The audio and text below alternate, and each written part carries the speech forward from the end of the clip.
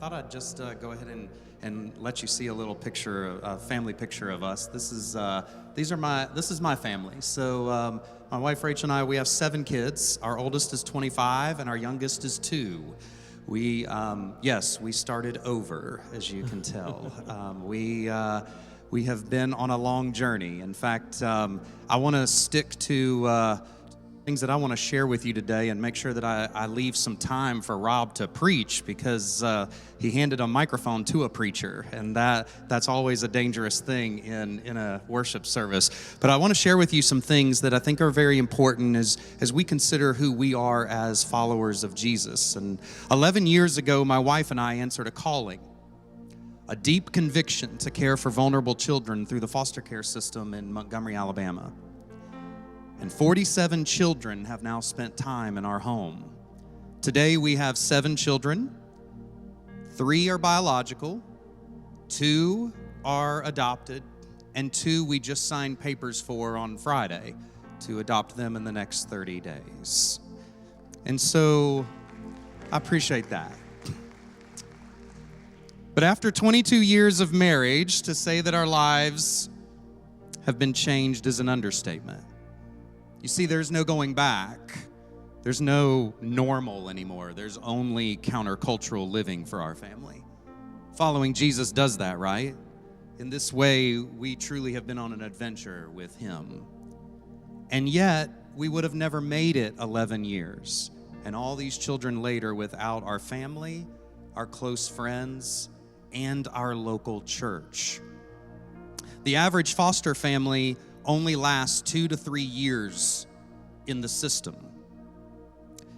But we were surrounded by what Hebrews calls a great cloud of witnesses. People that loved us and cared for us and walked alongside of us. And we feel blessed to have been so supported by our local church. Well, 10 years ago, Dr. Blake Horn accepted the job as president of the United Methodist Children's Home, which eventually became Embrace. He asked me to serve on the executive board, and I have had a front row seat watching incredible things happen for so many vulnerable children across our great state. From Embrace's group homes, foster care families, family preservation programs, to their higher education homes, Embrace is doing significant kingdom work.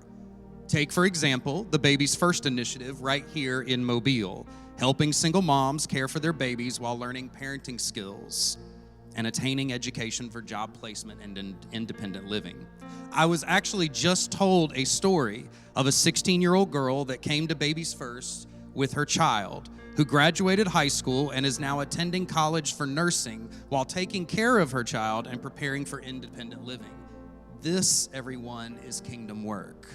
Or the higher education homes that provide children in foster care the opportunity to attend college while living in a home with wraparound services to create a healthy, holistic environment for them to be successful in graduating with their degree. As a foster care parent, I can tell you firsthand that this program is breaking the cycle. Now listen closely. Since 80 to 90% of the 47 children that have been in our home, their parents were also in foster care. When you see these kids graduating from college now at a staggering 85% success rate, knowing that the rate, since I sit on the board, before this existed was 3%. It's like seeing a Jesus miracle in the 21st century. It's no less miraculous to me than the lame walking or the blind being able to see again. This is kingdom work, everyone. Now, I mentioned that my wife and I would have never made it 11 years without the help of our church family. And the same is true for Embrace. They need the help of their local church families to continue doing the kingdom work that is happening every day. That's why I've remained a board member, because I see the accomplishments from their very talented staff team. I see the visionary leadership and strategic management from Dr. Blake Horn. I see kids getting a second chance at having a real childhood and ultimately becoming a successful adult. I see Jesus' hands and feet at work through Embrace. So I am here today asking you to help them, to encourage them, and to fight for them. I took a Sunday away from my church because I believe so passionately in helping these kids.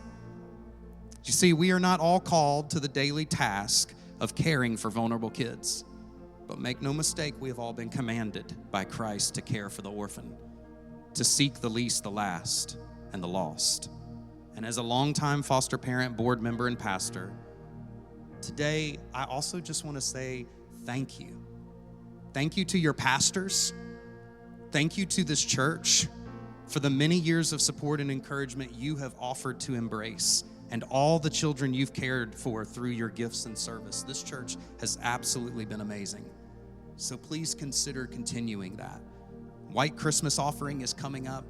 You can be a part of it too. And one last thing, there will always be a need for more foster families. So maybe someone here needs to say yes to a calling today. Maybe someone needs to step out in faith. My wife and I didn't get to this where we are today without just taking that first step. And it's been a beautiful journey ever since. But there are many other ways that you can help. So there's going to be a table out back after service in the hallway there. And if you'd like to speak to any of us about how you can get involved in some way, shape, or form to help Embrace in its mission and be that wraparound local church and continue to be the hands and feet of Christ, just let us know. So, thank you for your time.